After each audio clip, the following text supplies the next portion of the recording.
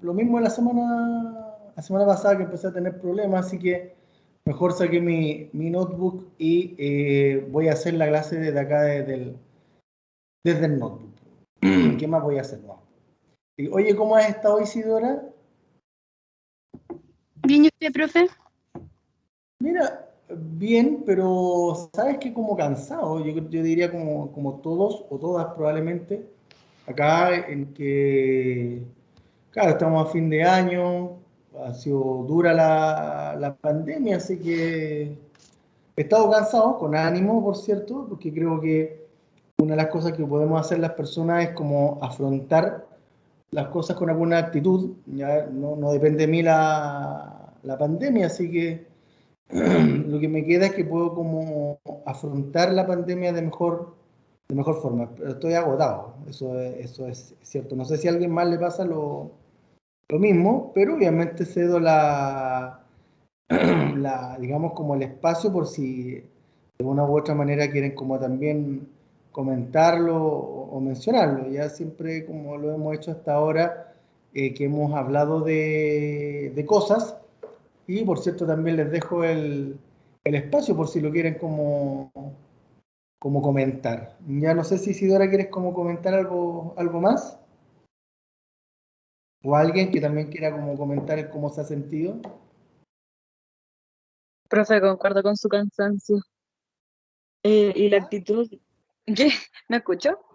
Ahí sí que yo tenía bajo el volumen, discúlpame. Ah, que estoy de acuerdo con lo del cansancio y lo de la actitud, porque igual es como que yo de repente digo, ya no creo que sea por flojera, pero es como un cansancio muy generalizado, porque yo soy un floja, yo sé que soy floja en algunas cosas, pero no vaya flojera, como que va más allá de la flojera, es como muy extrema. Es que mira, justamente las personas a veces confunden el concepto de estrés, ya cuando lo asocian el estrés como la tensión, ya el estar tenso, digamos, el estar irritable, el estar hipervigilante, así como atento a todo, pero el concepto de estrés en sí tiene que ver con un desgaste. Y el estrés en general se manifiesta cuando las personas ya dejan de responder a las cosas que estaban respondiendo. Es como un nivel de cansancio, claro, pero como tú dices, está muy bien dicho, como muy generalizado. Entonces, es esperable que si tú comentas esta cosa como el estrés generalizado, mucho tiene que ver en el fondo con el concepto de estrés, porque ahí como que uno deja de responder, como que uno, no sé, vos ponte tú, si es que llega una prueba a ustedes y le dicen que tienen plazo hasta mañana en la noche para enviarla, cuando uno está estresado es como que ni siquiera uno se angustia, digamos, como de no poder enviarla, sino que es como que aparece la indiferencia, es como que ya, como que pase lo que tenga que pasar nomás. Entonces, es buena la descripción también que hace Tania, ya con esta cosa de este crecimiento, digamos, como desgaste, perdón, generalizado, ya como que es así y es así el concepto de estrés en realidad. Así que gracias por tu opinión, Daria, ¿ya? ¿Y alguien más que quiera como comentar algo antes de iniciar la clase del día de hoy?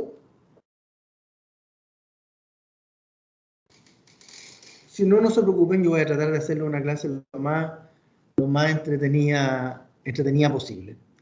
Así que, bien, si no hay más comentarios, y a pesar del cansancio, a pesar del desgaste físico, mi rol, obviamente, como académico es seguir formándoles, al menos como que, más allá de que les guste la psicología del aprendizaje o no, lo cierto está en que tengo que, en mi rol como profesional y como docente, seguir continuando con la formación básica correspondiente al plan de pregrado de la carrera de psicología. Pero voy a hacer una clase bien entretenida, ya bien dinámica, con el tema del condicionamiento clásico, que lo más probable es que alguna de ustedes se le hayan olvidado algunas cosas, pero la idea está en que vamos a hacer, como siempre lo hago, como un pequeño recordatorio, y voy a ir obviamente conectando con la materia del día de hoy, ¿ya? Así que pónganse sus cinturones y comenzamos con la clase del día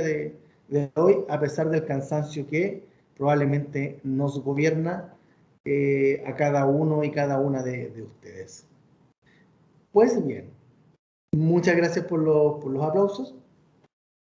Y vamos a lo correspondiente a la materia, ¿ya? Con respecto a lo siguiente, el condicionamiento clásico, que también recibe el nombre de condicionamiento pavloviano, también recibe el nombre de condicionamiento respondiente, ya tiene una determinada visión del ser humano, tiene una determinada visión paradigmática, vale decir, de cómo es que nos vamos comportando las personas, y por lo tanto, en esa lógica, la invitación hoy día tiene que ver con que lo que vamos a ir mirando es que el condicionamiento clásico no solo involucra el aprender a salivar a otros estímulos, como lo hizo el perro, cuando en este caso del experimento de Pablo, ya no tan solo, digamos, asociar, digamos, como el sonido de la campana, salivar, sino de que el condicionamiento clásico se da en una gran y amplia gama de comportamientos de las personas. Uno incluso de los campos más fértiles para continuar con la investigación en condicionamiento clásico ya tiene que ver con cómo el condicionamiento clásico explica, y explica de forma muy satisfactoria y de forma muy clara el fenómeno y el problema de salud asociado a la adicción a las drogas o bien el consumo perjudicial de sustancias, que, dicho sea de paso, forma parte de los problemas de salud que el plan Auge, desarrollado por el gobierno de Chile, por allá por el año 2004, 2003, incorporó posteriormente, pasaron los años, e incorporó el tema del consumo de drogas como patología, digamos, a atender. Entonces, el campo del condicionamiento clásico, por lo tanto, se despliega de forma muy, muy clara para explicar cómo es que se producen las adicciones, ¿ya? Y por lo tanto se muestra de que el condicionamiento clásico no solo tiene que ver con el aprender, como les decía hace un ratito, a salivar frente al sonido de una campana, ¿ya? Sino que en general el condicionamiento clásico explica, como les decía hace un ratito, una amplia gama de comportamientos, desde comportamientos muy simples hasta comportamientos más complejos, como el caso del consumo de drogas en este caso los seres humanos. Por lo tanto, lo que vamos a ir viendo hoy día tiene que ver con que el condicionamiento clásico no es un mecanismo solamente básico o solamente mecánico, sino que como vamos a ir mirando, conforme avancen las clases sobre condicionamiento clásico, vamos a ir mirando que es, en este caso, una teoría muy fuerte en el ámbito de la psicología, muy avalada por los datos, muy avalados por la investigación científica, y prueba de ellos es cómo opera en algunos campos tan complejos como el consumo perjudicial de drogas. Por lo tanto, en esa lógica, lo que vamos a ir mirando en esta clase tiene que ver con ir hablando de esto que es el condicionamiento clásico, este paradigma, como yo les comento, pero me voy a adelantar unas diapositivas porque les quiero mostrar primero el esquema que de una u otra forma nos va a acompañar y que es necesario que lo veamos primero, para así después yo voy a volver con las diapositivas, y volviendo con las diapositivas obviamente vamos a entender de mejor forma.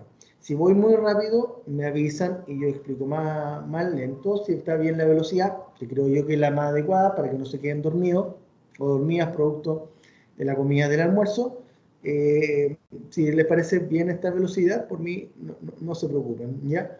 Pero el condicionamiento clásico, yo les diría que más allá de mi punto de vista, la investigación ha sido muy abrumadora para explicar y dar cuenta de cómo este mecanismo de aprendizaje, porque es un mecanismo de aprendizaje, cómo opera y cómo actúa.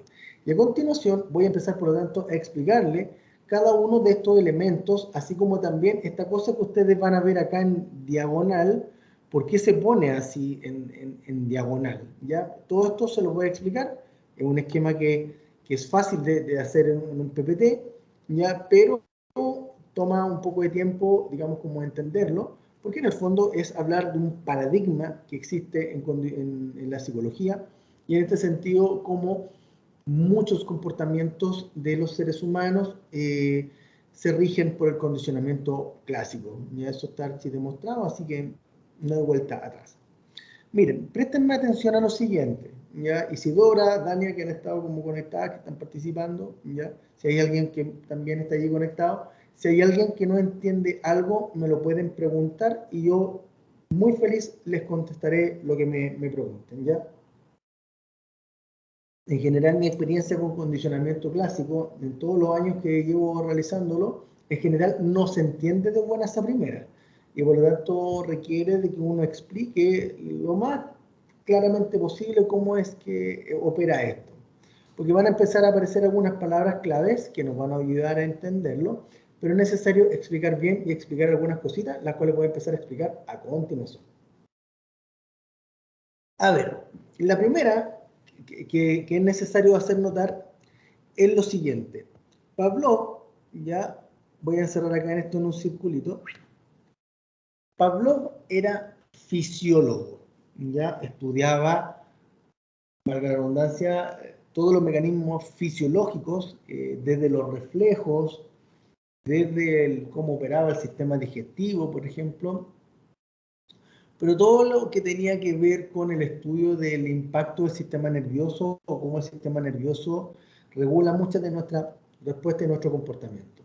¿Ya? ¿Por qué explico esto? Porque resulta de que la visión del condicionamiento pavloviano, ya que de una u otra manera ha sido duramente criticada por diferentes enfoques, tachándolo de ser mecanicista, considerándolo como un mecanismo de aprendizaje muy básico porque lo asocian a los reflejos. Lo cierto está en que la investigación lo que ha mostrado respecto de este mecanismo, en este caso el funcionamiento clásico, tiene que ver con que se basa en algunos aspectos o en algunos supuestos que por cierto cuentan con toda la evidencia y que por lo tanto vale la pena escuchar porque como les comento tiene evidencia y lo que hay que usar hoy día con las personas es, en este caso, teorías basadas en la evidencia, no las cosas que yo creo, porque yo pienso que esto hay que evitarlo un poquitito porque no tienen muchas veces muchos datos el yo pienso o el yo creo. Ya una cosa es que me funcionen a mí y el otro lo que vaya a funcionar con otras personas, con 100 personas, 200 personas, los que me toque atender clínicamente. ¿Ya? Miren, cuando yo encierro con un color rojo lo que sería el estímulo incondicionado y la respuesta incondicionada, tiene que ver con que para Pavlov eso viene con nosotros. ¿Ya? Hay determinados estímulos que en los seres humanos van a producir determinadas respuestas.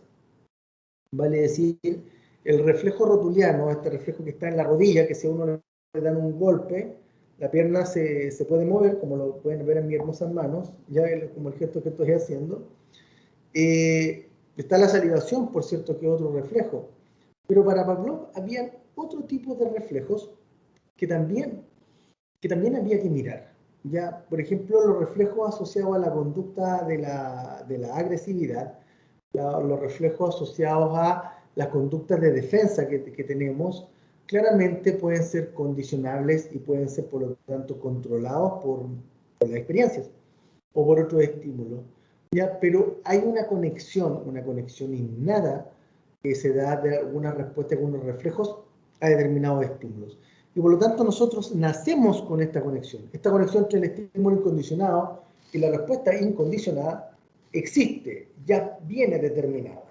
Lo que ocurre es que si yo, voy a tomar un lápiz amarillo ahora, tomo cualquier estímulo, ¿sí? Y lo empiezo a presentar de forma constante, voy a colocar acá, voy a escribir, ojalá que me salga bien la letra, ¿ya? Parear. Hoy me salió pésimo la letra. Pero es parear, ¿ya? O vamos a colocarle otra palabra mejor, para que nos resulte más fácil de entender, ¿ya? Ya. Vamos a colocar el concepto de asociar.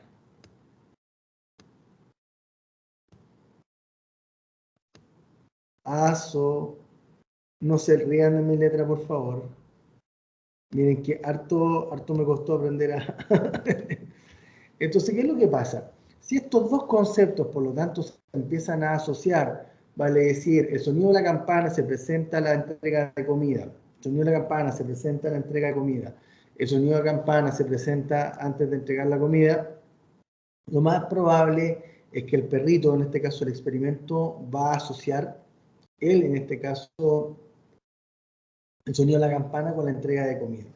En general, chiquillos, en general, chiquillas, la salivación, por ejemplo, en los seres humanos, se da con cualquier objeto que sea ubicado dentro de nuestra cavidad maxilar, digamos, ¿ya? Ahí la glándula, las parótidas, las sublinguales y las submaxilares secretan saliva cuando se siente cualquier tipo de objeto acá en la lengua, en la cavidad bucal, y por lo tanto, como se secreta saliva, nos permite, dentro de las funciones, por cierto, que tiene la saliva, es lubricar los alimentos para que así los alimentos puedan bajar al sistema digestivo y por lo tanto puedan ser digeridos, valga la redundancia, de buena forma. ¿Ya? El tema está en que cuando yo o un experimentador comienza, por ejemplo, a presentar otro estímulo que aparezca antes, por eso esta como inclinación que tiene este dibujito que está acá, vale decir, el estímulo neutro se tiene que presentar antes que el estímulo incondicionado. ¿Ya? Entonces, el sonido de la campana primero aparece antes que la entrega de comida. Por ejemplo, no sé si los que tengan perros, yo me acuerdo cuando tenía perro, cuando tenía el Bobby, resulta de que el Bobby cuando escuchaba el sonido de una bolsa, el Bobby lo tenía asociado a la entrega de comida. Y por lo tanto, claro, yo empecé a mirar el resto de muchos perros que tenían amigos y amigas, y claro, lo que pasaba es que el perro cuando escucha el sonido de la bolsa, pum, arriesgo acá que me hagan meme, pero no importa. La cosa es que para su orejita y para la orejita porque tiene asociado que el sonido de la bolsa eh, predice o anticipa o le avisa al perro que va a venir la comida. ¿Ya? En general, siempre en algunas situaciones hay una señal que nos dice que va a venir otra cosa. Entonces, en esta lógica, por ejemplo, si usted hoy día en sus casas escuchaban el sonido de la olla, lo más probable es que ustedes ya empiezan a anticipar que viene la hora de almuerzo, así como también si empiezan a sentir el aroma de la comida en el aire, lo más probable es que van a empezar en este caso, a percibir o a salivar, o bien les van a sentir algunos sonidos en el estómago producto del hambre. ¿Ya? ¿Ya, chiquillos? ¿Ya, chiquillas? Entonces vamos a colocar otro lapicito, a ver si me aparece un lápiz de otro color. Ay, no me apareció de otro color. Ya, vamos a tomar esta rojita. La cosa es que este estímulo neutro, por lo tanto, se empieza a transformar en un estímulo, en este caso, que permite producir esta respuesta. Y por lo tanto, razonablemente, si yo, por ejemplo, como perrito, escucho el sonido de la bolsa, por más que haya visto la comida o no, si es que hay condicionamiento clásico, yo voy a empezar a salivar. ¿Ya? Hoy día en la mañana, por ejemplo, hacía digamos, como el ejemplo de cuando uno escucha la canción, ya uno se recuerda de alguien. ¿Me siguen, chiquillos? ¿Me siguen, chiquillas? Entonces, claro, si yo tengo una buena experiencia con esa persona, lo más probable es que cuando escuche la canción, me van a venir buenos recuerdos, ¿ya? Pero si por el contrario hubo muchos problemas con esa persona, lo más probable es que esa canción ya no nos produzca placer, sino que por todo lo contrario nos produce malestar. Entonces, en esta lógica, cuando uno quiere, por lo tanto, probar si hubo aprendizaje de condicionamiento clásico o no, vale decir si este estímulo neutro, por ejemplo la canción, se transforma en un estímulo condicionado, lo que tendríamos que hacer es ver qué es lo que pasa o qué respuesta da el sujeto frente a este estímulo. Vale decir, si quiero ver si efectivamente esta persona para mí es importante, el que yo escuche esta canción va a hacer que probablemente me sienta bien y por lo tanto obviamente voy a hablar de que ahí hay condicionamiento clásico. Pero por el contrario, si esta persona, digamos, no me cayó bien y escucho esta canción y me vuelvo a sentir, no sé si mal, pero incómodo, lo más probable es que también uno, para el otro lado, también uno puede decir de que se produjo el condicionamiento clásico. Porque es acá, voy a es acá, es en esta zona entre estímulo condicionado y estímulo incondicionado, es allí donde se produce la asociación y por lo tanto, como se produce la asociación, es allí donde ocurre el condicionamiento clásico. Es allí donde se aprende, por lo tanto, a responder frente a otro estímulo que no era el que inicialmente provocaba una respuesta, en este caso sería incondicionada, sino aquel estímulo que variado, que al ser asociado constantemente con un estímulo incondicionado, la idea está en que este estímulo condicionado tiene la capacidad, por lo tanto, de poder evocar la respuesta condicionada, la RC, en ausencia del EI, del estímulo incondicionado. ¿Se entendió o no se entendió, chiquillas? Si no se entendió, me dicen y yo vuelvo a explicar. Si se entendió, guardan silencio y yo sigo explicando. Yo lo escucho, o las escucho.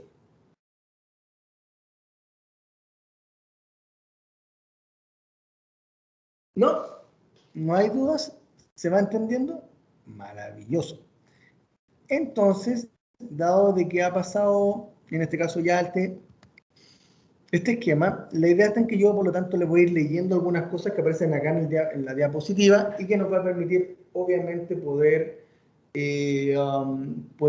digamos, complementar de mejor manera lo que aparece aquí en el PPT. ¿Ya? Entonces, miren, el procedimiento de Pavlov para estudiar la respuesta de salivación, ¿ya?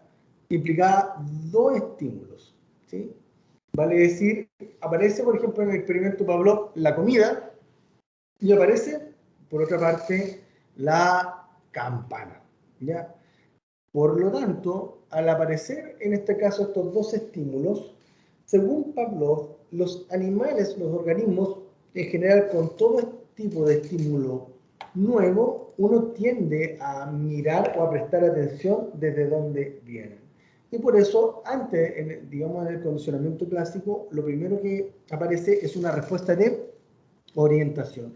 Vale decir, un reflejo que tenemos que nos permite poder focalizar, mirar o escuchar todo aquel estímulo que pueda ser nuevo y que obviamente nos pueda, entre comillas, llamar la atención. Por lo tanto, la idea está en que estos dos estímulos, de acuerdo a lo que hacía Pavlov, era que o tomaba un estímulo que fuera visualmente llamativo, o bien un estímulo auditivo que también fuera lo suficientemente llamativo. Entonces, lo de Pavlov involucró que al comienzo de la experimentación, antes de que usara la campana, Pavlov junto con Wolfson y Snarsky, que son los ayudantes que tuvo en esos años, se suponía que el perro tenía que salivar sí, solo sí cuando se le ponía la comida en la boca. Pero lo que le llamó la atención era que cuando ellos llegaban al laboratorio y el perro los veía, el perro empezaba a salivar por sí mismo. Entonces, claro, en algún momento decían, bueno, ¿por qué el perro saliva si en el fondo no le hemos dado comida?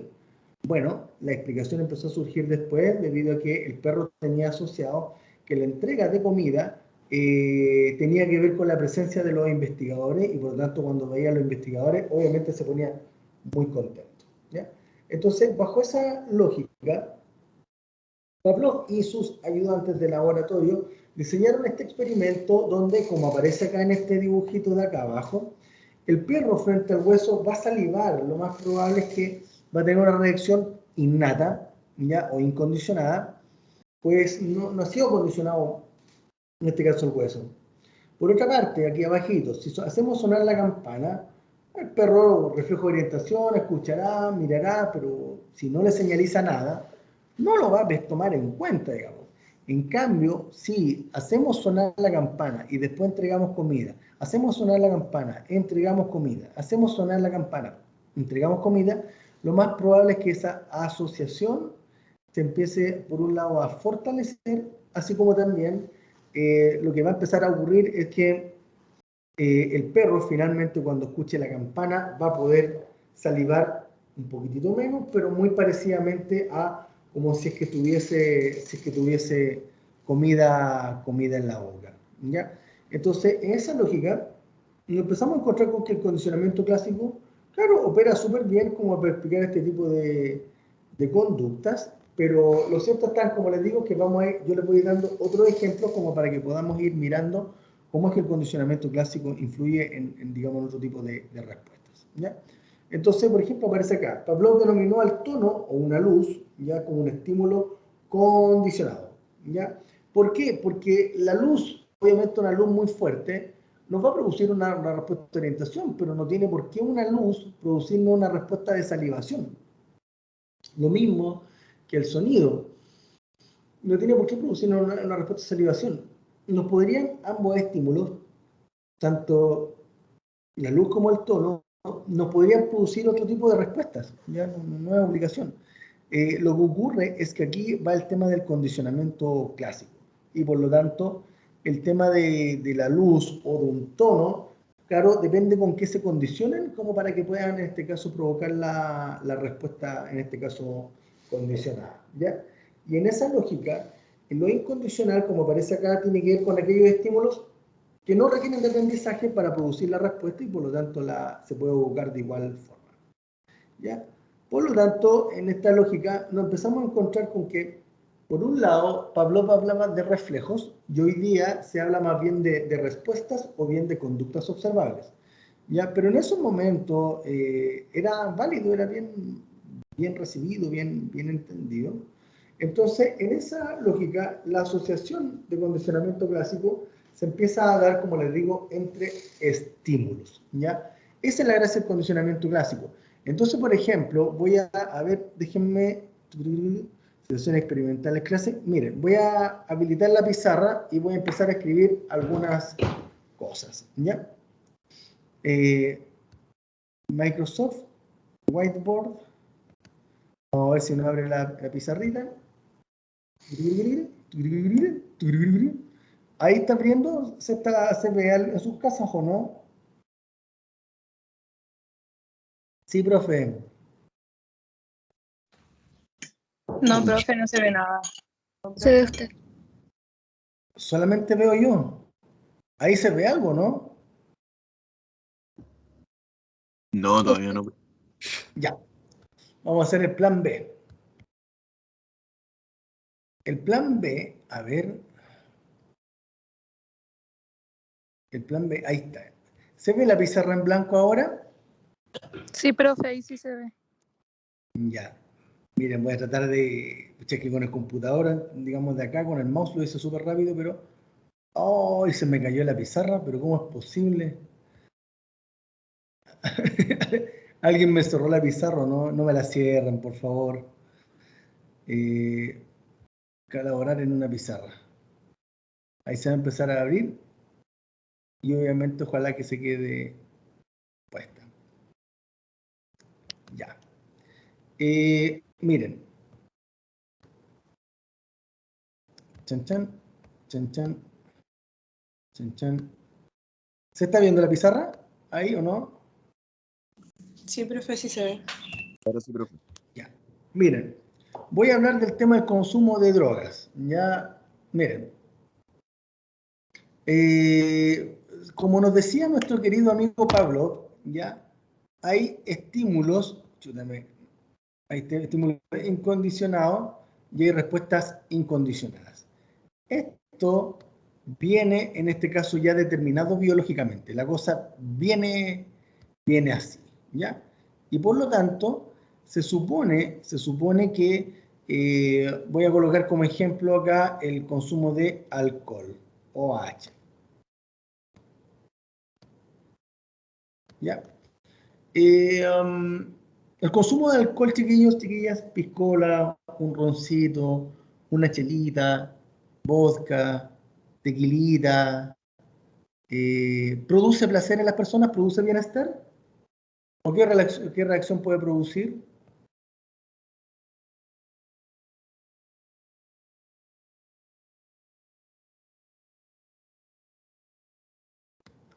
Vamos a poner de que el alcohol nos relaja. ¿Ya? ¿Ya, chiquillos?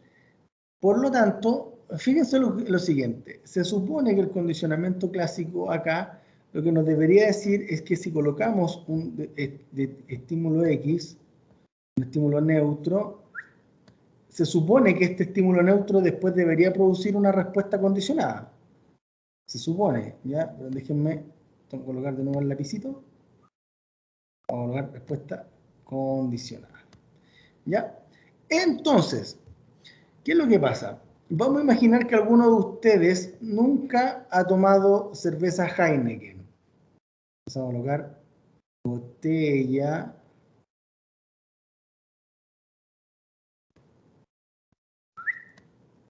Heineken.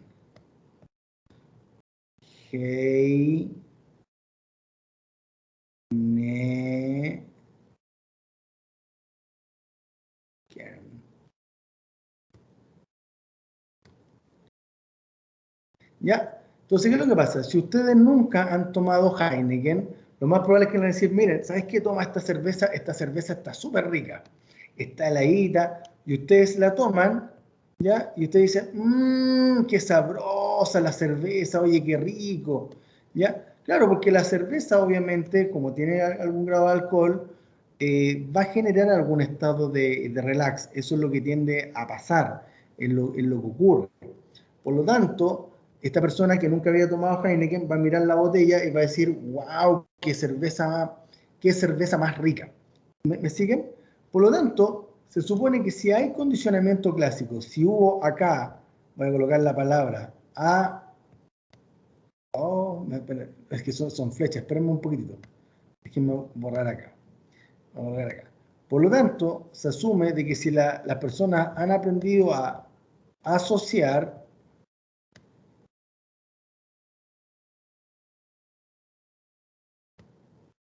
¿ya? Por lo tanto, si la persona asoció la botella con el alcohol, lo más probable es que esta persona, después, una vez que se han dado estas asociaciones, lo más probable es que si uno le dice, oye, vamos por unas Heineken, lo más probable es que la persona, chuta, ahí se me fue la raya, déjenme borrar Paint. Lo más probable es que si ustedes le dicen, oye, vamos por una Heineken, la persona les va a decir, sí, vamos, y lo más probable es que va a estar muy alegre.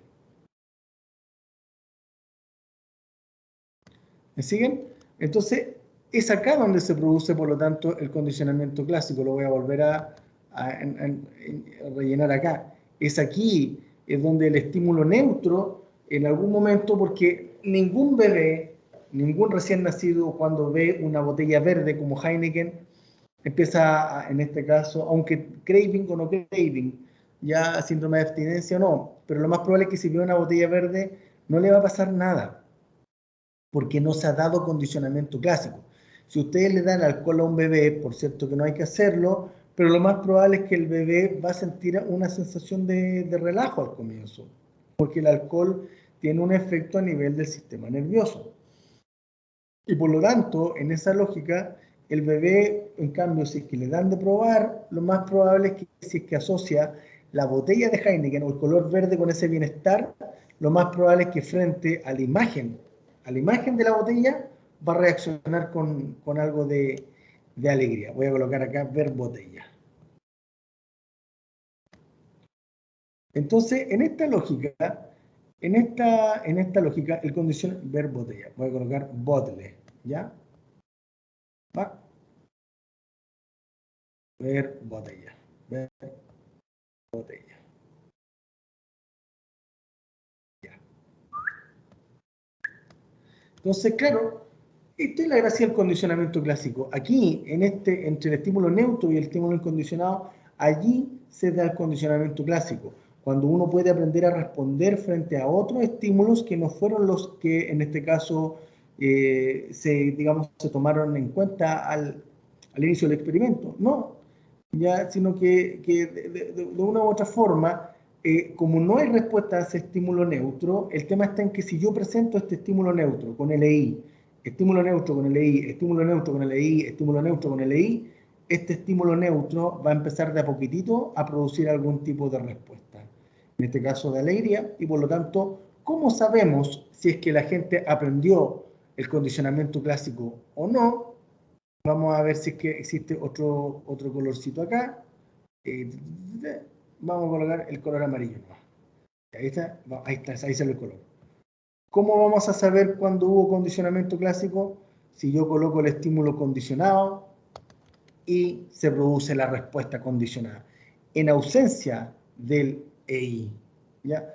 Vale decir, yo no presento el estímulo incondicionado, sino que para hacer, en este caso, y ver si que efectivamente hay condicionamiento clásico, tengo que presentar solamente el estímulo condicionado. Vale decir, para ver si es que esta persona aprendió a salivar casi frente a una botella de Heineken, lo que tengo que hacer es presentarle una botella heladita, transpirando, así como que estuviese muy helada, y si la persona dice, ¡ay, que se ve rica esa cerveza! Ábrela, ábrela, ábrela.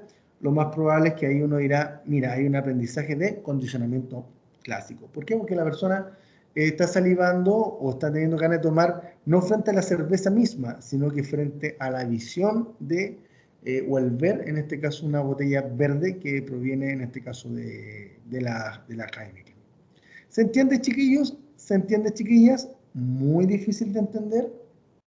Quedo abierto a las preguntas antes de que hagamos un cierre de este primer bloque.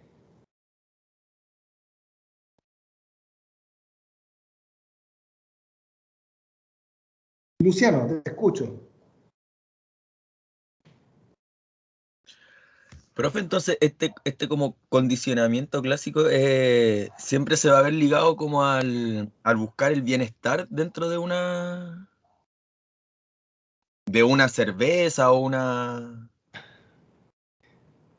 ¿O no? Oye, los consejos de curado que estoy dando, pero mira, vamos. No, no, o sea, el ejemplo de la cerveza es totalmente aparte, pero me refiero como el... No te Como que, preocupes, mira, vamos a ver cómo sería bueno borrarlo todo. Pero mira, hagamos lo siguiente, mira, antes de que nos vayamos a recreo. Mira, imaginemos que tú, Luciano, es la primera vez que te están dando a tomar tequila, ¿ya? Y por lo tanto, vamos a colocar acá vamos a colocar una flechita, mucho alcohol, tomarte media botella de tequila, ¿se entiende?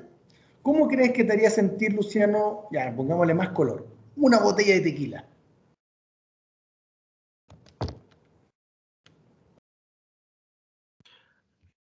no, ese ejemplo se lo entiendo. Más que nada voy como el tema de generar una conducta a través de este condicionamiento. Es como más fácil llevarlo desde generar un bienestar en la persona. No necesariamente, es que justamente el consumo de drogas, por ejemplo, tiene un tema de condicionamiento clásico porque la gente asocia muy fácilmente el efecto de las drogas con Un estado de la droga en bienestar. sí. Ahí es como, ponte tú, no sé, pues la mayoría de las personas opina favorablemente de la marihuana, ya porque la mayoría de la gente no lo pasa mal con la marihuana. Fuman y se relajan, andarán volados, que sigo volada, y lo pasan bien, pues, lo pasan bien, ¿me sigues? Ya, pero lo mismo que el tema del tequila, el tequila es súper rico, pero claro, obviamente en altas dosis nos puede hacer sentir re mal, lo mismo que la marihuana. Por lo tanto, ¿se puede producir un rechazo? Sí, pues se puede producir rechazo en este sentido producto del condicionamiento clásico. Ahora, el condicionamiento clásico, si siempre como psicólogos tenemos que buscar usarlo para promover el bienestar, sin duda que hay que hacerlo así porque se supone de que finalmente siempre vamos a tener algún grado de condicionamiento. De hecho, por ejemplo, un poco lo que yo hablaba en el curso de hoy día de la mañana, en general hay cosas que me producen asco, son pocas. Por ejemplo, la nata de la leche yo la encuentro asquerosísima, ¿ya? Igual he hecho el esfuerzo por tratar de comerla, ya, pero en realidad no hay caso. ¿Ya? Sin embargo, obviamente, esta cosa en la nata de la leche no es que me limita la calidad de vida, sino que pasa y si tengo una cuchara bien, si no tendré que con el dedito sacar la nata de la leche. ¿Ya? pero ese ejemplo que yo te estoy dando, claro, se supone que si, por ejemplo, yo tuviese que comer algún tipo de alimento porque es lo único que me va a hacer bien, claro, lo más probable es que vamos a tener que usar el condicionamiento clásico o bien otro condicionamiento como el instrumental, pero en el fondo que me anime a comer las cosas que necesito para mantenerme bien. La idea es que uno puede aprender por condicionamiento clásico, sí, y uno puede aprender cosas muy buenas por condicionamiento clásico, como también algunas cosas malas o dolorosas.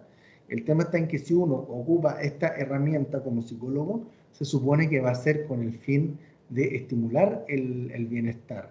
No sé si Luciano iba por ahí tu comentario o tu pregunta. Sí, de hecho a eso mismo iba, como cómo ocuparlo como herramienta para. Pero, Mira, mira, hagamos lo siguiente. Yo voy a borrar todo esto de acá, voy a dejar planteado, vamos a borrar todo, y vamos a dejar planteado para que hagamos el primer break, ¿ya?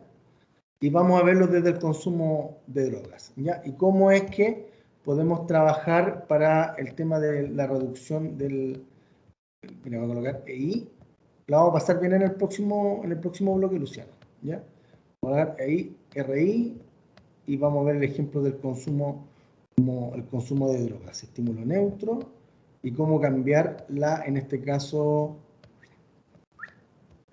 cómo cambiar la dirección del condicionamiento y esto que me produce placer, en realidad ahora me produzca displacer o rechazo a la sustancia. Lo vamos a ver en el próximo bloque. ¿Te parece?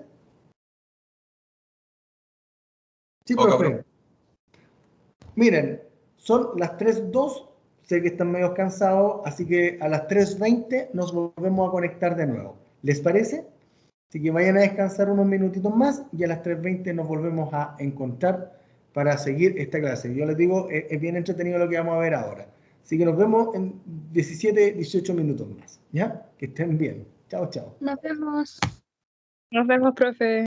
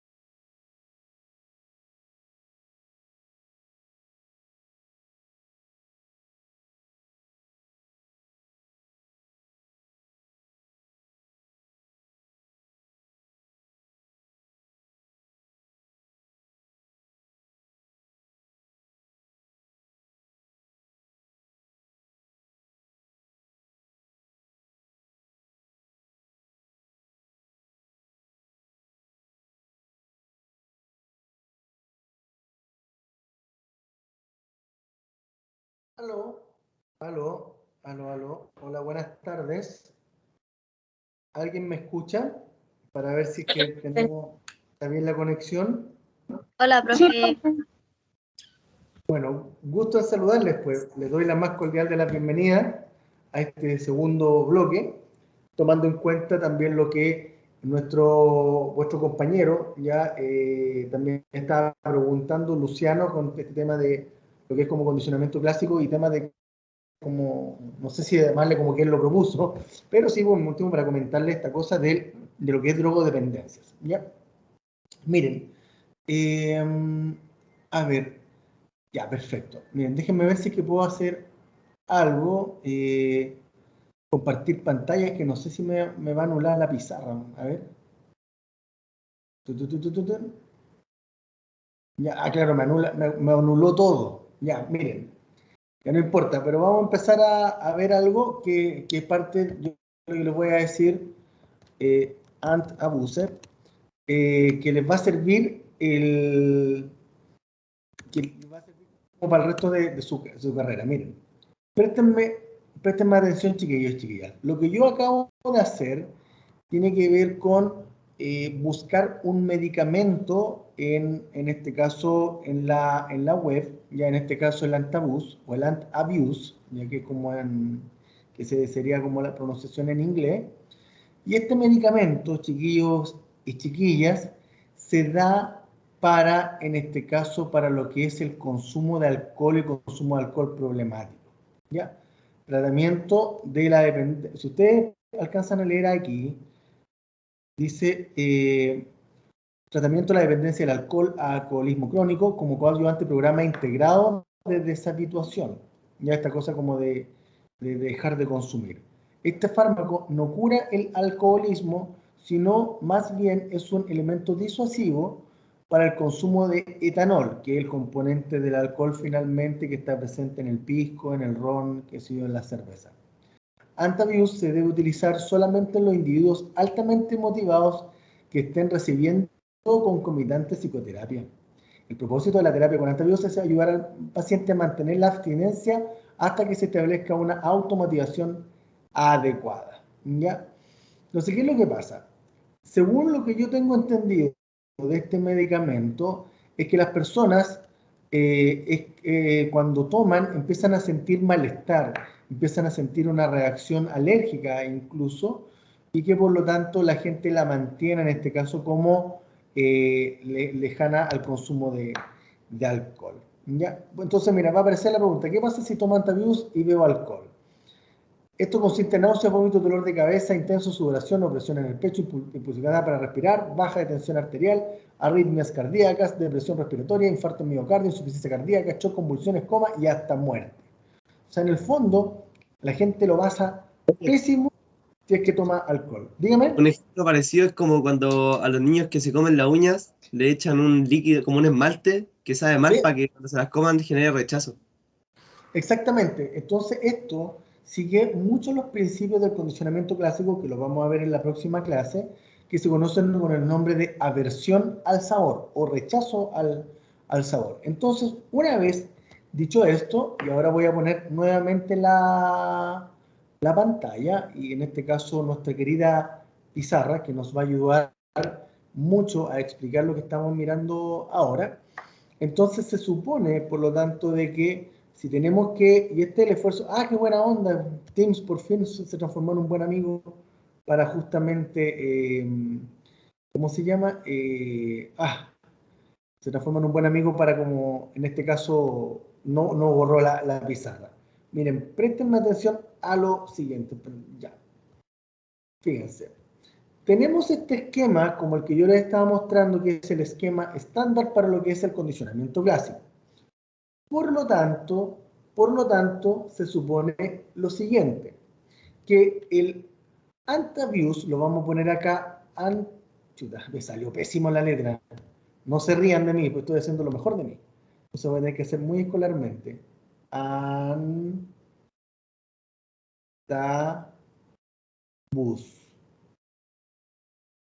Ya. El Antabuse, por lo tanto, lo que va a producir, por lo tanto, En este caso tiene que ver con una respuesta incondicionada que tiene que ver con rechazo,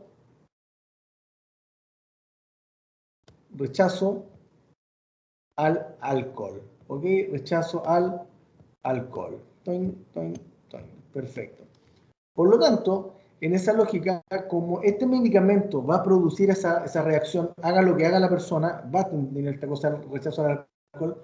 Entonces, ¿qué es lo que va a pasar si, por ejemplo, la persona siente como un estímulo neutro, por ejemplo, el olor?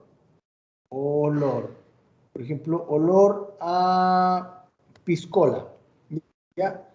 Si antes en este caso el olor le producía una respuesta de agrado, ahora lo que se va a producir es que se va a producir una nueva conexión y por lo tanto se supone que ahora el olor que antes me producía bienestar, que en este caso me producía ganas de querer tomar, se supone que, por ejemplo, incluso el ver una botella de cerveza o ver una botella de ron, voy a colocar acá ver botella,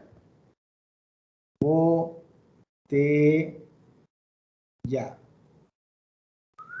ya, ver botella. Por lo tanto, el ver la botella, lo más probable es que me va a tener que generar, por lo tanto, un efecto de ¡puaj!, de rechazo. Puede ser también asco, ¿ya? Vale decir, todo tipo de respuesta que esté asociado, por lo tanto, al no consumo. ¿Me siguen?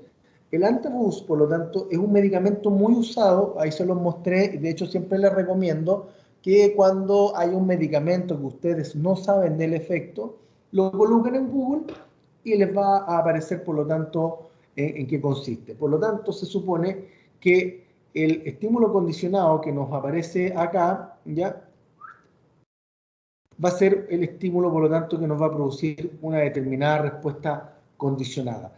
Si se fijan, ni siquiera es el hecho de que yo sienta el olor acá en la nariz de la cerveza, por ejemplo, o del alcohol, digamos, de una piscola, sino que me basta tan solo poder verla como para sentir el asco y sentir el rechazo. ¿Me siguen, chiquillos? ¿Me siguen, chiquillas? ¿Qué tal les parece lo que les estoy explicando? ¿Se va entendiendo? ¿No se va entendiendo? Sí, profe, se está entendiendo, está todo súper claro como usted bien lo Sí, hace, profe. profe, se entiende súper bien. Miren, entonces muchas gracias por el feedback. Pero claro, justamente, voy a Profe, volver de nuevo al funcionamiento clásico. Dime, profe, dime. em, ¿cómo se hace en caso de que la persona, o sea, o cuando una persona desarrolla como el tema de la abstinencia, el síntoma de abstinencia? Mira, yo no sé si es mi internet acá, pero te escuché muy entrecortado y por lo tanto no te entendí bien. Si puedes repetir de nuevo la pregunta, te lo agradecería y mucho, porque no te entendí muy bien. Ahora, ¿sí me escucha, no? A ver, dale de nuevo. Aló, ¿Sí? sí, mi pregunta es relacionada con el sistema de la abstinencia. Chuta, no, que se te va la señal, pues, nuevamente, no sé si soy yo, pucha que lata, porque la pregunta suena buena, a buena pregunta. A lo mejor si la pudieras escribir, hagámoslo así, si es que la puedes escribir acá en el chat, nos puede ayudar harto. Ya tu pregunta sin duda que no, que va a ser relevante porque de hecho, si ustedes recuerdan el apunte que leyeron para la prueba de aprendizaje, o deberían haber leído, que era el apunte de los horcones, esto de lo que era, en este caso, más allá de las ratas y las palomas, ahí va a aparecer que la mejor forma de estudiar psicología del aprendizaje, e incluso una de las mejores formas como para poder explicar a las personas algunos principios de la psicología, es mediante ejemplos. Y por lo tanto, que tú quieras decir algo nos va a ayudar mucho como para poder, digamos, seguir graficando y entendiendo lo que estamos estudiando. Así que si no lo puedes decir, chuta, te pediría que lo pudieras escribir. A ver, inténtalo de nuevo.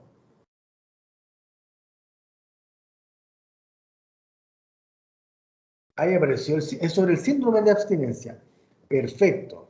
¿Qué cosas sobre el síndrome de abstinencia para poder explicarlo también? A ver, vamos a esperar. Pero mientras tanto, Martín nos escribe, yo les voy a explicar a algunos que no hayan escuchado a lo mejor este concepto.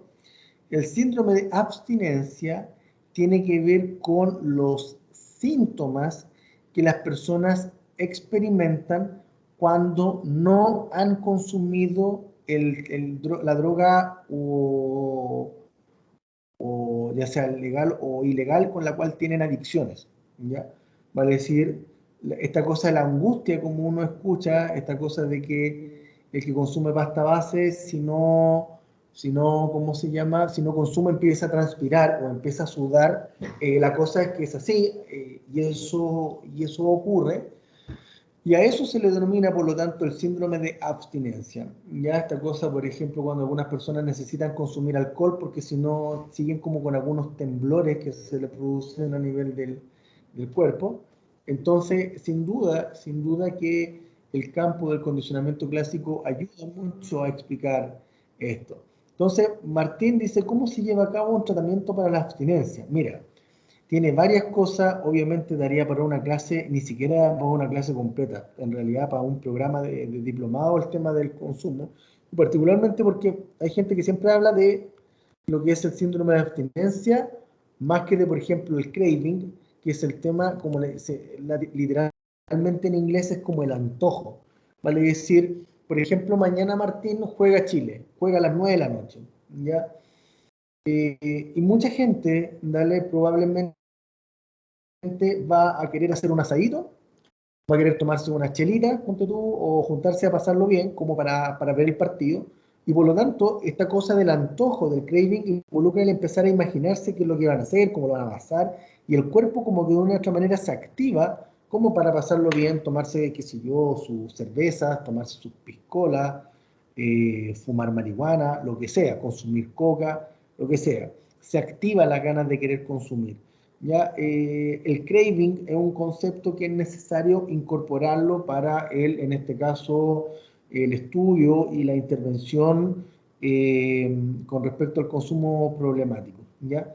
En general, por ejemplo, lo que comenta Martín acá es que el síndrome de abstinencia se da, como les digo, en personas cuando tienen un consumo problemático, donde la adicción es grave y por lo tanto la persona si no consume empieza a sentirse mal.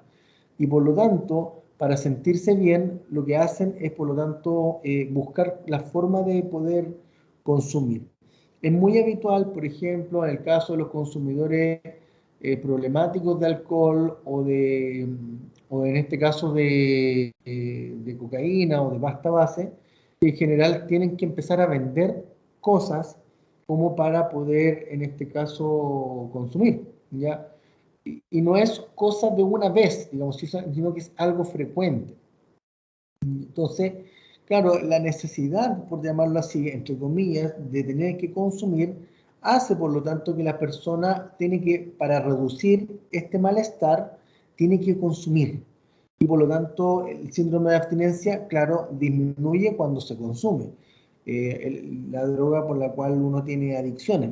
Pero si no se consume la droga, obviamente la adicción se activa y se pone muy intensa y muchas veces sin un manejo farmacológico, sin un apoyo farmacológico, no tan solo el antabús, ¿ya? O el abuse, porque en el fondo es como en contra del abuso, ¿ya? Por eso el nombre del medicamento. Muchas veces también hay que dar otro tipo de medicamentos, desde antidepresivos, ansiolíticos, algunos medicamentos que están asociados a el control de la impulsividad, como la risperidona. ¿Ya? En fin, aparecen varios medicamentos que, por cierto, allí los psiquiatras expertos digamos, en adicciones lo pueden describir mucho mejor que yo. Entonces, cuando tú preguntas, por lo tanto, Martín, ¿cómo se lleva a cabo un tratamiento para la abstinencia? Yo te diría varias cosas sin ser experto en la temática, digamos. Obviamente he atendido casos asociados a consumo, pero no son los casos graves, sino que son consumos más bien de leve a moderado con los que, digamos, como que he intervenido, ¿ya?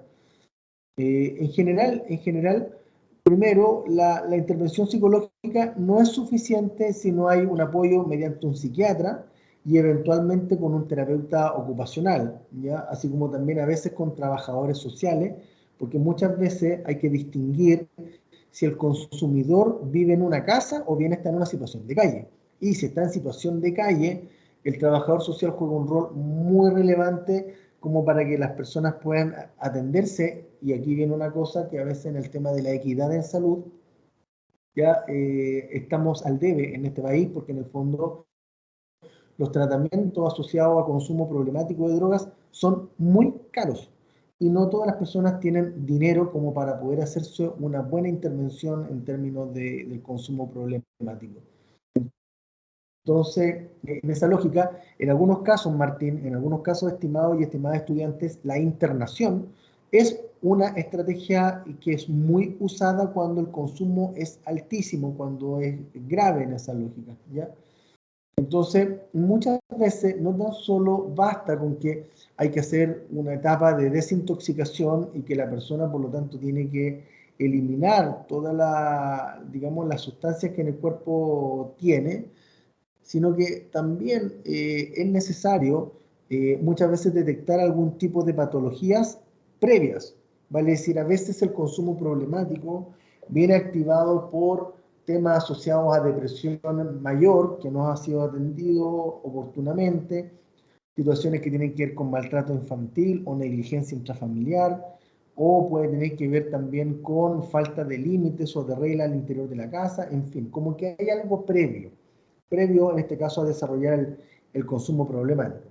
¿Ya? Además de eso, hay que considerar, Martín, que vivimos en una cultura donde el consumo de drogas es medio ambivalente, ya porque se insta que las personas no fumen marihuana por todo el tema del daño que se puede producir a nivel cerebral, pero está en este caso el tabaco, el cigarro como una droga legal, y por lo tanto, en el fondo, las personas se pueden fumar 2 cajetillas al día, porque en el fondo es una droga legal.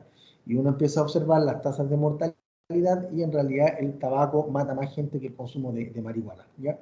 Pero en esa lógica, cuando yo les hablo de esta ambivalencia, tiene que ver con que en el fondo vivimos en una cultura que hay consumo, que tiene drogas legales como el alcohol y el cigarro, y por lo tanto la persona se da cuenta, la persona que consume, que el vivir sin consumo no es tan simple, porque toda la cultura latinoamericana tiene cosas asociadas al consumo. Ver un partido, cerveza, carrete, Navidad y Año Nuevo, qué sé yo, carrete, 18 de septiembre, carrete, viernes chico, carrete, el día martes, el día miércoles hacer una pausa con una chelita, está bien, ya está. Aparece toda una ambivalencia porque para algunas cosas sí, pero para otras cosas no está permitido el consumo. Por lo tanto, estos tratamientos, Martín, pueden tomar de 1 año a 2 años ya para las personas porque tienen varios elementos. Una de ellas tiene que ver con que el consumo tapa historias de, como te comento, de abuso sexual, a veces de negligencia o maltrato, digamos, y violencia intrafamiliar, situaciones asociadas desde pobreza, en otros casos está asociado a que la familia nunca puso límites durante el desarrollo psicológico de este adolescente o de esta adolescente. Entonces se dedicó muchas veces a consumir, ¿ya? Y a veces también, Martín, uno tiene que detectar los tipos de estructuras de personalidad que hay a la base de cada consumidor. Hay consumidores que no tienen ningún trastorno de la personalidad y por lo tanto responden más rápidamente al tratamiento. En cambio hay otros que tienen trastornos de la personalidad desde la línea antisocial, ponte tú, o de lo disocial, cabros que roban, que están haciendo portonazo y tienen un consumo muy activo y allí no lo logras sacar hasta que no alteres o modifiques esta estructura de personalidad y deje de ser, entre comillas, antisocial. ¿Ya? Pero son caminos difíciles porque hay un contexto que allí está y que da origen al consumo. Entonces, yo lo que te recomendaría, Martín, y lo que te voy a colocar acá, guía clínica mensal drogodependencias, y ahí puedes descargarla y poder empezar a leer, si es que te gusta la temática, para empezar a ver lo complejo que es el tema.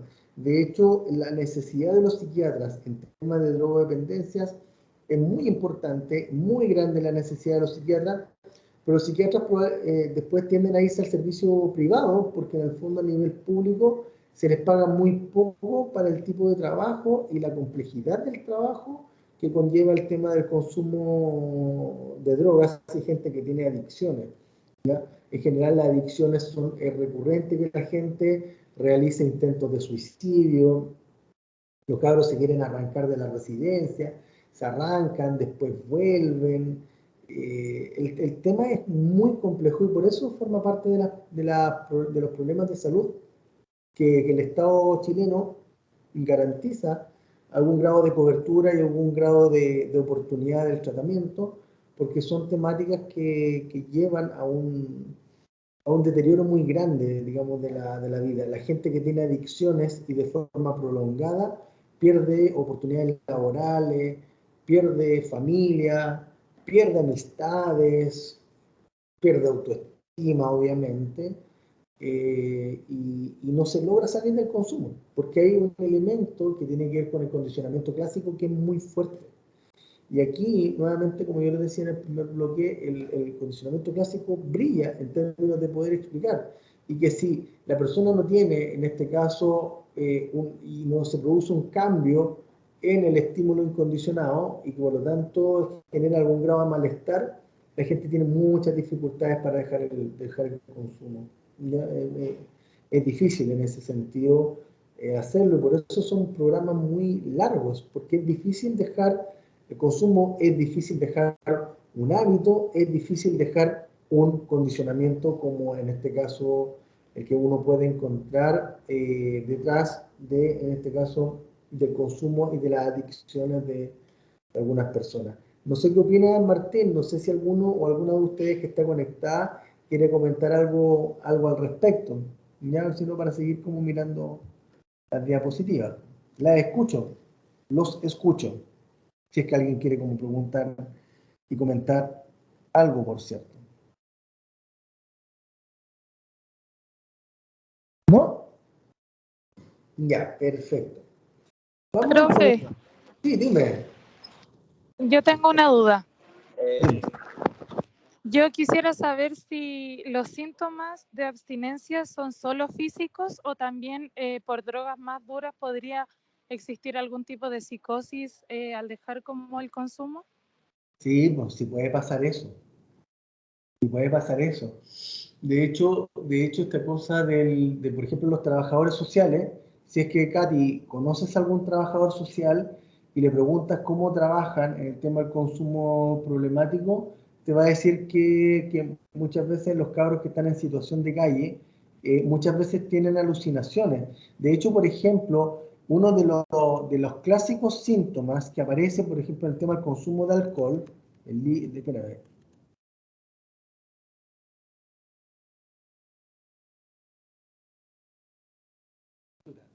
es tremens, ¿ya?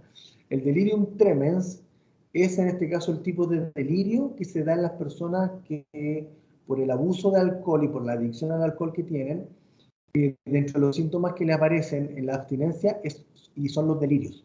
O sea, la gente con adicciones al alcohol, si no toma alcohol, puede delirar y se le puede alterar el juicio de realidad. Eso está visto. Y en particular, muchas veces, incluso Katy, se da de que a veces algunas de estas ideas delirantes, y en algunos casos algunas psicosis, ya pueden llevar a hacer cosas que no sé, por que las voces te están diciendo cosas, ya con el tema del consumo. Ponte tú, una de las cosas que tiende a ocurrir con estos viajes, no sé si llamarle astrales, pero algunas personas tienden a consumir peyote, ayahuasca, ¿ya?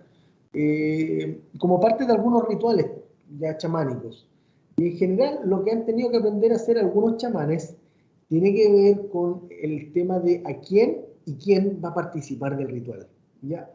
Porque en particular, una de las cosas que puede pasar es que el consumo de alguna de estas sustancias puede activar psicosis, las puede activar, y eso está archi demostrado. Hay personas que esos viajes tomarán ayahuasca y les sirve y les transforma su vida, que es parte de lo que algunos chamanes hacen, digamos, particularmente en el Cajón del Maipo, no sé en qué parte, pero sé que allí se hacen, ¿ya? Pero hay otras personas, en cambio, que el consumo de este tipo de sustancias o de psicotrópicos puede generar importantes grados de psicosis, ¿ya? Entonces, hay gente que con las sustancias puede desarrollar psicosis, así como también pueden desarrollar algún tipo de delirio, en el caso como el delirium tremens, en el caso del consumo de alcohol. Si no me creen, coloquen ahí en Google qué es lo que es el delirium tremens. Y ahí les va a aparecer el delirio que se produce en las personas que no han podido tomar alcohol y que necesitan tomarlo, pero si no lo toman, comienzan a delirar. Y empiezan a fantasear y empiezan a ver cosas que la mayoría de la gente no ve. Entonces, ¿eso, Katy, puede pasar? La respuesta es sí, Profe, puede pasar. ¿Sí, Martín? Dime. Gracias, profe. De nada, Katy.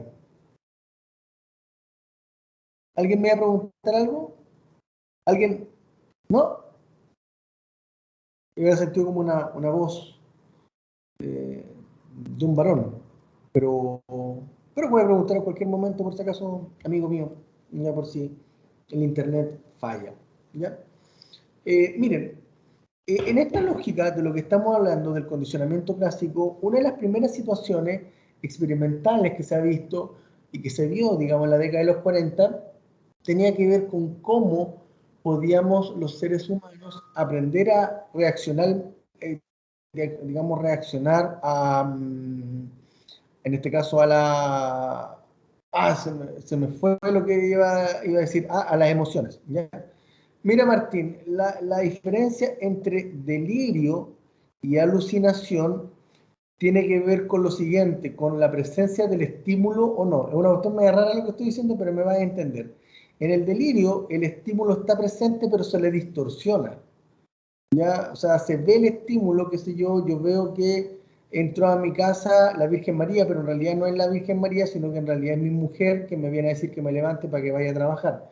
Pero no, el delirio aparece y es como que distorsiona la imagen, distorsiona el estímulo, ¿ya? En cambio, en la alucinación no está presente el estímulo, ¿ya? Y por lo tanto la gente puede fantasear sin que haya un estímulo allí presente. En cambio, en el delirio el estímulo está, pero el estímulo se distorsiona, se delira frente al estímulo. Es como, por ejemplo, el espejismo. Y el espejismo, cuando uno ve agua supuestamente en un camino desértico y que hace mucho calor, y uno, claro, uno ve que hay agua, pero uno sabe que no hay agua. Y eso no es una alucinación, sino que es un delirio, por decirlo así, porque de una u otra forma el estímulo está el calor, están como las condiciones como para que uno pueda, en este caso, como ver algo que no está, ya que no existe. Pero están las condiciones como para que pase eso. En cambio, en la alucinación el estímulo no está presente. Y por lo tanto, lo fantasioso de lo que ocurre en la situación aparece frente a algo que no existe, que no está y que no tiene corporalidad, no tiene algo físico, nada, sino que la gente, como por ejemplo cuando se escuchan voces, ¿ya? Uno dice, chuta, ¿dónde están las voces? Están dentro de mi cabeza, pero no están afuera. Por lo tanto, eso constituye más bien, la mayoría de las veces, en una alucinación. En cambio, en el delirio, ya si yo veo, por ejemplo, que están entrando pájaros y que por sus alas sale fuego, ya yo puede que en esa lógica, si es una alucinación, claro, no hay nada, pero en cambio si entra un pajarito y yo empiezo a ver eso, lo más probable es que voy a estar delirando, ¿ya?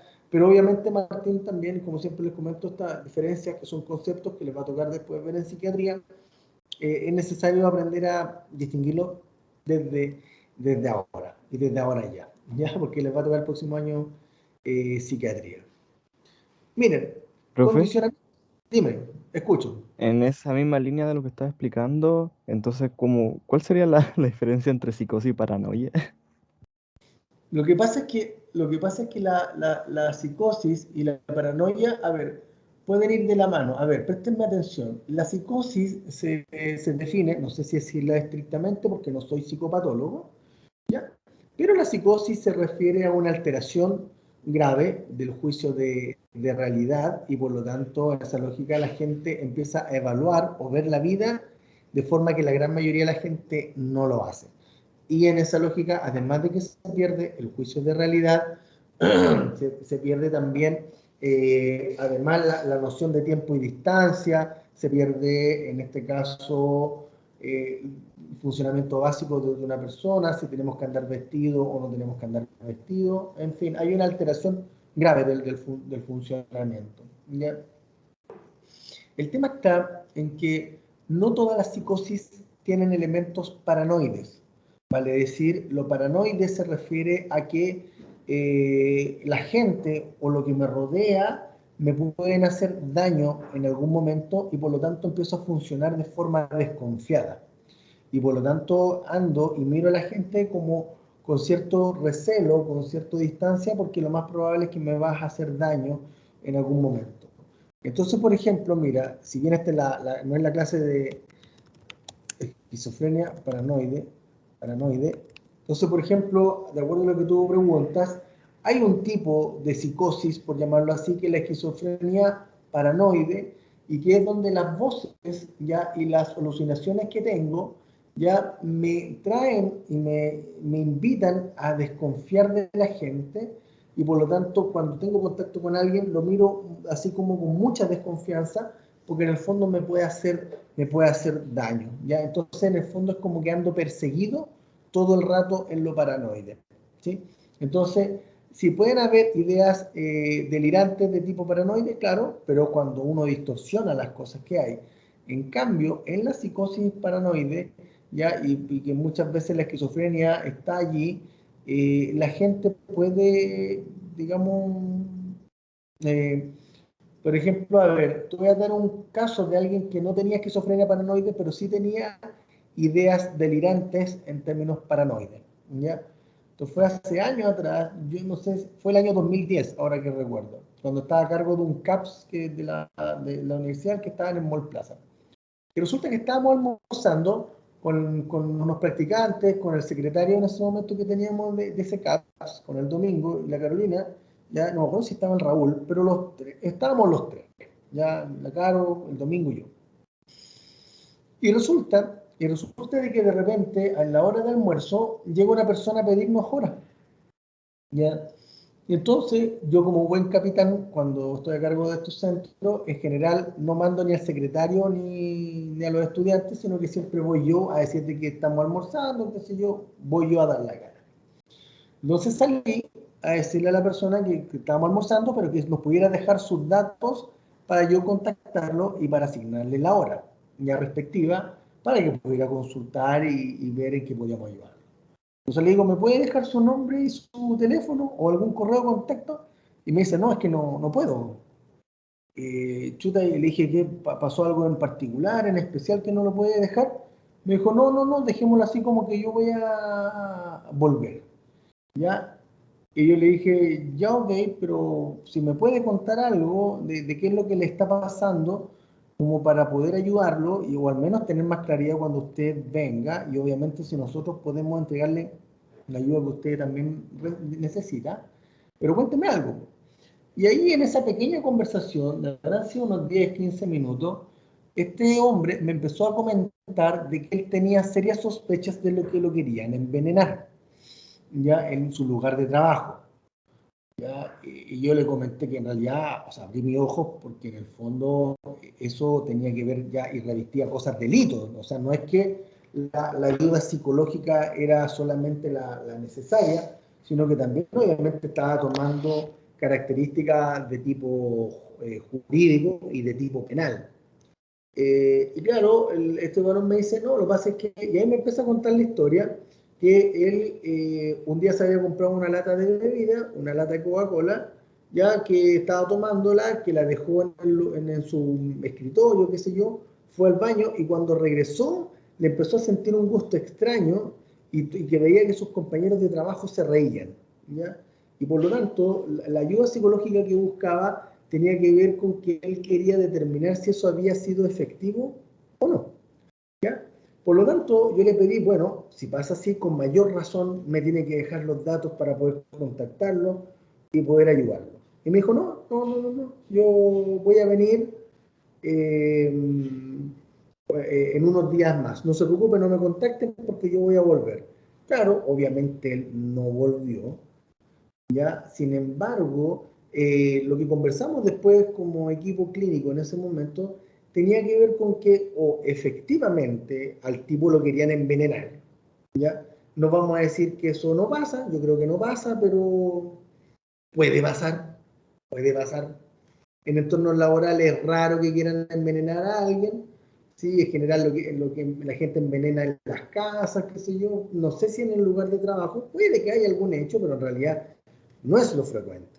Ya lo más frecuente es que la gente le den cosas en su casa, ¿ya? Pero no en el lugar de trabajo. ¿Ya? Entonces pensamos que una opción era que efectivamente podía darse eso, pero la mayor cantidad de información y nuestra hipótesis tenía que ver con que él podía estar usando algún tipo de delirio en la línea de lo paranoide, de sentirse amenazado, de sentirse observado, de sentirse, qué sé yo, como que todos somos parte de la gente que le quiere hacer daño.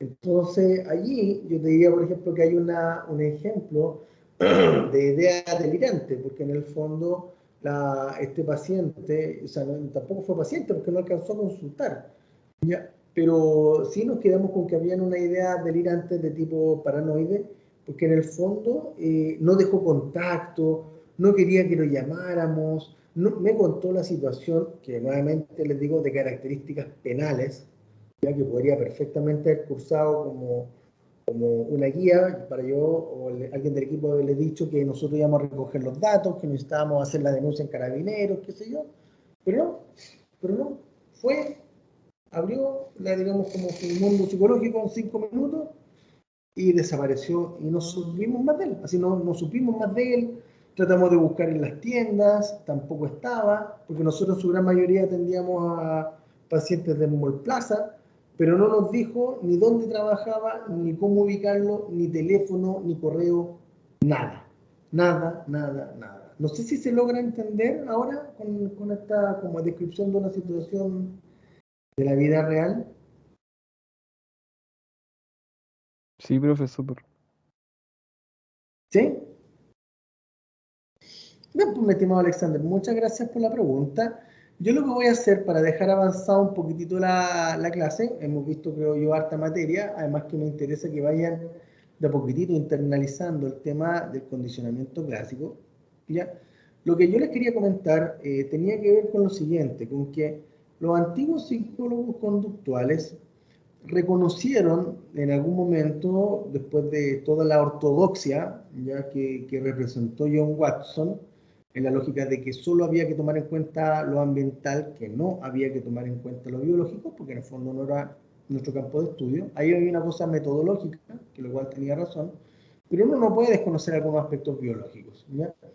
Y uno de ellos tiene que ver con que los seres humanos nacemos con determinadas emociones. Emociones de rabia que tenemos que aprender a manejar, emociones de miedo que tenemos que aprender a manejar, emociones de alegría que tenemos que aprender a disfrutar, también manejar, emociones asociadas al amor. Nosotros nacemos con emociones, ¿ya? Ahora, ¿a qué le tememos? ¿Con qué nos enojamos? ¿Con qué nos alegramos? ¿Con qué nos avergonzamos? ¿Qué amamos? ¿Con qué nos alegramos? Eso lo va a dar la experiencia y desde esta perspectiva lo va a dar el condicionamiento clásico, ¿ya? Por lo tanto, el condicionamiento al miedo que aparece acá descrito como definición involucra lo siguiente, de cómo generar miedo, en este caso, en un sujeto experimental y particularmente cómo medir el miedo, ¿ya? Medir el miedo no es cualquier cosa, chiquillos y chiquillas, porque el miedo involucra que la gente, valga la redundancia, en general ya no se mueve cuando tiene miedo, ¿sí? Por lo tanto, si la gente no lo dice, no vamos a saber si tiene miedo, salvo que veamos que su conducta o lo que está haciendo es interferida por el miedo. ¿A qué me refiero con esto? Si ustedes, por ejemplo, tuvieran miedo al público, miedo a hablar frente a la gente, ya yo les diría lo siguiente: ¿cuántos chiquillos, por ejemplo, que han estado conectados? Alexander, qué sé yo, Davor, Martín, ya la Dania, que estuvo lo mismo que Javiera, ya. Si yo les pregunto, ¿cómo saben si acá en este grupo curso hay gente que tiene miedo de hablar en público? ¿Cómo pueden saberlo? Y ustedes me van a decir, chuta, por un lado, porque hemos escuchado a algún compañero que no le gusta hablar en público, que lo ha dicho. Paradójicamente lo dijo en público, pero lo dijo. Pero lo otro es empezar a ver lo que no hacen. Vale decir, la persona que no le tiene miedo a hablar en público, habla en público, lo hacen, habla, qué sé yo. En cambio, la gente que no habla en público, obviamente deja de hacerlo. Por lo tanto, acá, Skinner, el año 41, hace unos 80 años atrás, dijeron, bueno, ¿cómo podemos medir entonces el miedo en las personas? Y en general, lo que ellos hipotetizaron tenía que ver con que la gente, en este caso, que tiene miedo, se puede observar claramente si tienen miedo en la medida en que dejan de hacer lo que están haciendo. Ya me voy a dar a entender con un ejemplo y ahí obviamente se va a quedar más claro. Ya, yo no sé si ustedes le tienen miedo a los temblores, por ejemplo. ¿Ya? Si es que le tuvieran miedo a los temblores, lo más probable es que si tiembla y ustedes están durmiendo, lo más probable es que van a dejar de dormir un rato y calmarse porque no pueden seguir durmiendo después, obviamente, del temblor. En cambio, hay otras personas que no le tienen miedo a los temblores y que por lo tanto sintieron que tembló, pero siguieron durmiendo porque en realidad no tenían miedo. ¿Me siguen? En ambos ejemplos uno puede observar que el miedo interrumpe una determinada conducta, como por ejemplo el dormir. ¿Ya? Si por ejemplo vamos todos caminando por la calle y vemos que dos personas nos empiezan a mirar raro y con ganas de asaltarnos, los que tengan más miedo les va a costar arrancar. ¿Por qué? Porque el miedo va a ser tan intenso que les va a interferir en lo que están haciendo. En cambio, los que tengan menos miedo, lo más probable es que se van a poder mover y eventualmente también salir arrancando. Por lo tanto, ¿por qué se llama test de supresión condicionada este tipo de experimento? Porque lo que vamos a observar tiene que ver con cuánto se suprime lo que estamos haciendo a partir del miedo que probablemente vamos a sentir. Y por lo tanto, mientras más supresión, mientras más dejo de hacer lo que estaba haciendo, yo puedo inferir que hay más miedo atrás. ¿Se entiende? Vale decir, no es que yo mido directamente el miedo, no, porque es difícil medirlo.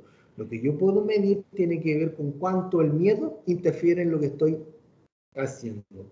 Y si tengo miedo, por ejemplo, voy a inventar, hay una fiesta ya, y es esta noche, y me invitaron, ya, y hay una chiquilla que me gusta. Si tengo miedo del rechazo, lo más probable es que no me voy a acercar y voy a evitar mucho, ¿ya? Y por lo tanto yo veo ahí que mi conducta de invitar a salir a bailar se interfiere completamente. En cambio, si no tengo miedo, me puedo acercar y hablaré algunas palabras lindas, qué sé yo, trataré de hablar, pero ahí el miedo no interfiere en lo que estoy haciendo. En cambio, si tuviera mucho miedo, obviamente no me acercaría y lo más probable es que voy a estar mirando desde lejos. Y por eso se llama el test de supresión condicionada. Entonces, lo que yo les quiero mostrar para cerrar la clase de hoy día es cómo opera la caja de Skinner, porque es la cajita que nosotros vamos a tener que ocupar, digamos, como para la clase, como para, en este caso, entender cómo funciona. ¿Ya? Lo que se supone, el experimento, el test de supresión condicionada, es que la ratita que está acá tiene que empezar a apretar palanca o esta barra que está allí. Entonces se supone que mientras está apretando la palanca, mientras está apretando la barra, se supone que aquí hay un cablecito que dice el electroshock, ya que es la electricidad que va a llegar acá en los barrotes donde está parada la ratita, que no son los 220 watts, digamos, de la corriente que uno tiene en las casas o en los edificios, sino que es de 0,7 milivolts, que es parecido a cuando uno, ociosamente en mi caso, yo colocaba la lengua, la punta de la lengua en una batería. Estas como son parecidas a las pilas, pero colocarla en una batería, entonces uno siente pequeños pinchazos. Eso es lo que siente la ratita, digamos, dentro de la caja. Entonces se supone que la ratita está apretando palanca y ¿qué pasa? Que se va a prender una de las luces, acá aparece una luz roja, una luz azul, pero la gracia en el experimento de la supresión condicionada es que se prende una luz, ¿ya? Y cuando se prende la luz, ya después de esa luz tiene que aplicarse shock. Entonces la ratita se supone que está apretando palanca, está apretando la barra, y de repente se prende la luz, y no tiene idea por qué se prende la luz, pero sí siente que tras cartón, que se apaga la luz, le llega un pequeño golpe, digamos, de electricidad, y siente que en sus patitas unos pequeños pinchazos, ¿ya? Luego, la ratita sigue apretando palanca, se vuelve a prender la luz, la rata ya sabe que algo va a pasar y llega la pequeña descarga eléctrica. Y así, se supone, por lo tanto, que en ese entrenamiento, que la rata va a aprender a tener miedo, ¿ya? Pero ¿cómo vamos a ver si es que tiene miedo? Si en este caso ese miedo interfiere en lo que está haciendo y en ese sentido interfiere la conducta de apretar palanca, ¿ya? Lo que yo les voy a mostrar ahora, por lo tanto, es como un videíto para ver a nuestra querida amiga como ratita en acción, ¿ya? Para que así, obviamente, veamos, yo lo tenía en el computador descargado el video, pero vamos a colocar acá experimento de condicionamiento clásico. Y por lo tanto, yo les voy a mostrar acá. ¿Tienes una playlist para hacer aseo? Eres de los nuestros. Ser un adulto menor es una sensación única.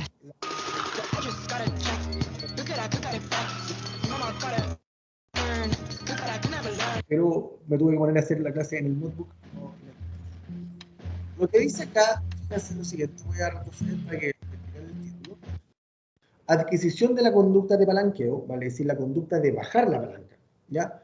En rata albina, la rata albina es una rata blanquita, que es la que se ocupa a nivel de la experimentación, ¿ya? Y lo que se llama un programa de razón fija, que es lo que vamos a ver cuando tengamos que ver condicionamiento instrumental, eso casi en un mes más, sino un poquitito antes, pero la gracia está en que la ratita tiene que aprender a apretar palanca. ¿Cuándo? Cuando se prende la luz. Entonces, mira, voy a mostrar que esta es una caja que aquí los estudiantes ya Universidad X hicieron. Si ustedes se fijan, que no tiene mucha gracia. La gracia está en que la ratita está en esta caja experimental, ya esos barrotes, una pequeña rejilla de algo, pero no tiene corriente eléctrica. Entonces se supone que la ratita en ese momento está explorando la caja experimental, ¿ya? Y por lo tanto lo que tiene que hacer ella es en este experimento aprender a bajar esa palanquita, ese palito que está allí. Entonces, ¿qué es lo que pasa? Que lo que hay que hacer es que cada vez que ella se acerque a esa palanquita, hay que obviamente darle un premio, hay que darle un pellet, ¿ya? Para que empiece a asociar de que ahí le llega comida.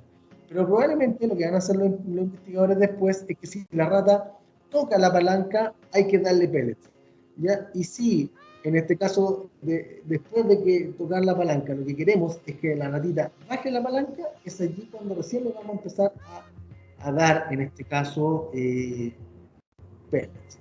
Entonces allí está nuestra querida amiga rata, que ya está ahí comiendo, vale la redundancia, en el comedero, en ese pocillo donde caen los pellets, ¿ya? Y lo que queremos es que la ratita apriete la palanca. La aprieta, le cae el pellet. ¿Se entiende? Pero tiene que apretar la palanca bien, no tan solo tocarla. Si la toca, no tiene que haber refuerzo, sino que tiene que haber solamente refuerzo cuando baja, en este caso, la palanca. Entonces, este tipo de experimentación ya nos va haciendo notar de que de una u otra manera se puede ir condicionando el comportamiento en general de todos los organismos, ¿ya? Lo que ellos hacen acá tiene que ver con que la ratita aprenda a bajar la palanca. Entonces, si ustedes se fijan, baja la palanca, se prende la luz, pellet, y ahí le llega el pellet. Baja la palanquita, pero no, ahora queremos que la baje más todavía. Entonces la rata dice, qué raro, ¿por qué no hay comida? Siendo que yo bajé la palanca, ahí sí, ahí prendí la luz, entonces ahí va a caer la comida. Y así va a estar nuestra querida amiga la rata en la situación experimental, en la lógica de que la medida que aprieta la palanca y la baja bien, cae el pellet. Y ahí cuando hablan de la séptima sesión, tiene que ver con que ya la ratita ha logrado apretar la palanca de mejor forma. Entonces se supone que en el experimento de lo que estamos viendo ahora de condicionamiento al miedo, se supone que la ratita, voy a proceder un poquitito, se supone que la ratita mientras está haciendo esto, se prende una luz o aparece un tono, un ruido, en este caso muchas veces tiene que ver con un sonido así como tit, un pequeño pitido. La gracia está en que la rata, cuando escucha este sonido y está apretando palanca, va a recibir una pequeña descarga eléctrica en sus patitas que va a ir a través de la rejilla, que como les comento, no es la corriente de 220 watts, sino que en realidad es 0,7 milivolts. Eso ya está obviamente normado internacionalmente, sobre todo por los derechos que tienen también los sujetos experimentales, y en esa lógica, la idea está en que se supone que la ratita, si está apretando palanca y aparece en este caso un ruido, ya que le dice que va a venir el shock, ya si la rata tiene miedo, obviamente cuando escucha el ruido va a dejar de apretar la palanca porque va a tener miedo, ¿se entiende? Pero en cambio, si la ratita suena el tono y aún así sigue apretando palanca, uno claramente dirá de que la ratita no le tiene miedo al shock, ¿ya? Ahora, en esta lógica, en una caja experimental, el shock se transforma como en una operacionalización, por decirlo así, de las experiencias desagradables o dolorosas que podemos tener en la vida, y por lo tanto se entiende de que este shock que se administra es como si la rata tuviera algún tipo de mal rato en la vida, ¿ya? Entonces, la idea está en que en este experimento la ratita aprieta la palanca y si es que aparece este pitido y llega la descarga eléctrica, se supone que la rata podría empezar a aprender a tener miedo, ¿ya? ¿Y cómo voy a saber si la ratita tuvo miedo o no? Ver si deja, en este caso, de apretar palanca o deja de hacer lo que está haciendo. O dicho de otra forma, si quiero ver si mi pareja le tiene miedo a los temblores, si estamos cenando y empieza a temblar y mi pareja deja de comer, claramente yo voy a decir entonces, mía, ¿sabes qué? Tiene miedo, y como tiene miedo, entonces lo más probable es que no va a seguir comiendo, sino que va a haber que esperar un buen rato a que le baje el miedo y de ahí probablemente va a seguir comiendo. Pero el resto de las fórmulas lo vamos a ver la próxima clase, vale decir, de la próxima semana. ¿Ya? No sé qué les ha parecido la clase, si tienen alguna duda, chiquillos, chiquillas, espero que les haya gustado, por cierto, el video. Hay varios más que yo les voy a ir mostrando.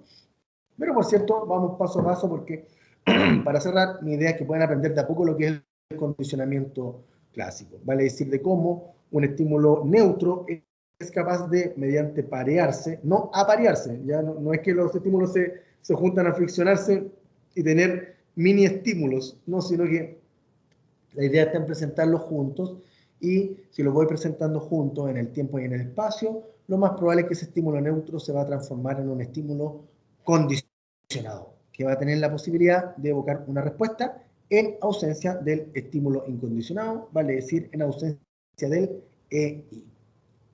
Ya, chicos, ya, chicas, y las notas van a estar entre hoy día y mañana en el sistema, por si acaso, ya, para que sigamos avanzando con nuestro curso. Bien, pues, dejo hasta acá la clase del día de hoy.